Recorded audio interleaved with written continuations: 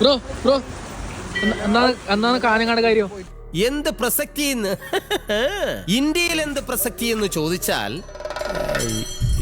എന്ത് കാഞ്ഞങ്ങാടിലാണെങ്കിലേ നമുക്കൊരു സംഭവം ഉദ്ഘാടിക്കാൻ കിട്ടിട്ടാ. ഉദ്ഘാടനത്തിന്റെ ടീമാണെങ്കിലേ വണ്ടി അയക്ക ബ്രോ, അതിൽ കയറി വന്നാൽ മാത്രം മതി. നമ്മാണെങ്കിൽ വണ്ടി വരാൻ വേണ്ടി ബസ് സ്റ്റോപ്പിൽ കാത്തിക്കുന്നതാണ്. അപ്പൊ തന്നെ വണ്ടി വന്ന് നമ്മളിൽ ചാടി കയറി. ഈ വണ്ടിയിലാണെങ്കിൽ ഫുൾ ടെക്നോളജിയാണ് കേട്ടാ. ഫുൾ ബോഡി മസാജിനുള്ള സെറ്റപ്പ് ഉണ്ടായിനെ. ഞാനും ബ്രോ ആണെങ്കിൽ ആ മസാജ് എല്ലാം ഇങ്ങനെ ആസ്വദിച്ച് ആ ഒരു ഭയപ്പാടിലാണ് ഇരുന്ന് കിട്ടാം. ഈ ഒരു ഗ്യാപ്പിൽ നിങ്ങൾ ഫോളോ ചെയ്ത് വെച്ചോട്ടെ. അങ്ങനെ ചെറുവത്തൂർ എത്തുമ്പോൾ ചെറുവത്തൂർ ബസ് സ്റ്റാൻഡ് ഭരിക്കുന്ന കുറച്ച് ഗുണ്ടകളെ കാണാനിടയായത്.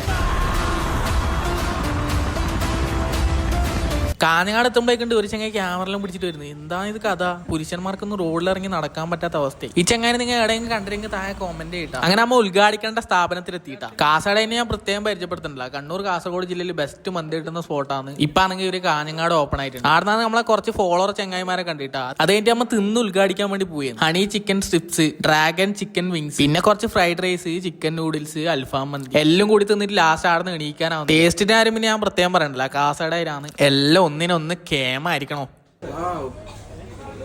എന്തൊരു കുളിർമ. സൂപ്പർ. അല്ല റിഫ്ലക്സ് ഉണ്ട്. എന്തോന്ന് റിഫ്രഷ്